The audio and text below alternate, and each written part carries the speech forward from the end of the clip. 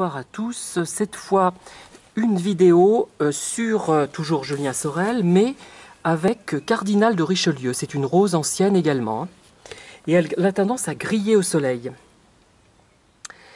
Alors, je continue. Dès qu'on déplaisait à Mademoiselle de la Mole, elle savait punir par une plaisanterie si mesurée, si bien choisie, si convenable en apparence, lancée si à propos que la blessure croissait à chaque instant, plus on y réfléchissait.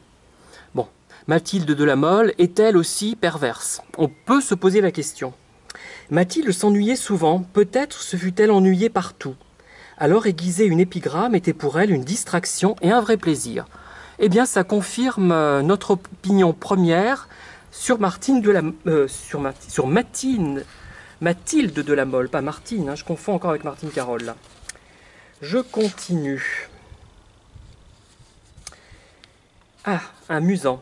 Ces messieurs reprochaient unanimement à Julien l'air prêtre, de point humble et hypocrite. C'est extraordinaire, hein?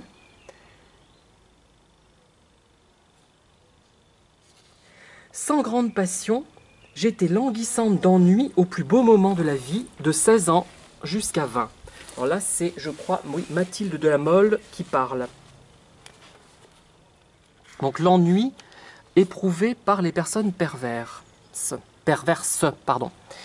Des propos décousus, des rencontres par effet du hasard se transforment en preuve de la dernière évidence aux yeux de l'homme, à imagination, s'il y a quelque feu dans le cœur.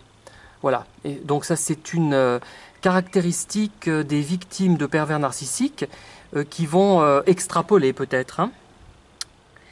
Ce cruel soupçon changea toute la position morale de Julien. Cette idée trouva dans son cœur un commencement d'amour qu'elle n'eut pas de peine à détruire. Cet amour n'était fondé que sur la rare beauté de Mathilde, ou plutôt sur ses façons de reine et sa toilette admirable. En cela, Julien était encore un parvenu. Une jolie femme du grand monde et, à ce qu'on assure, ce qui étonne le plus un paysan, homme d'esprit, quand il arrive aux premières classes de la société. Ce n'était point le caractère de Mathilde qui faisait rêver Julien les jours précédents. Il avait assez de sens pour comprendre qu'il ne connaissait point ce caractère. Tout ce qu'il en voyait pouvait n'être qu'une apparence.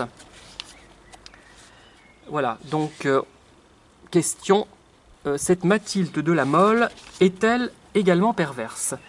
Et je vais vous laisser réfléchir tout en contemplant encore quelques minutes, quelques secondes plutôt, cette rose Cardinal de Richelieu.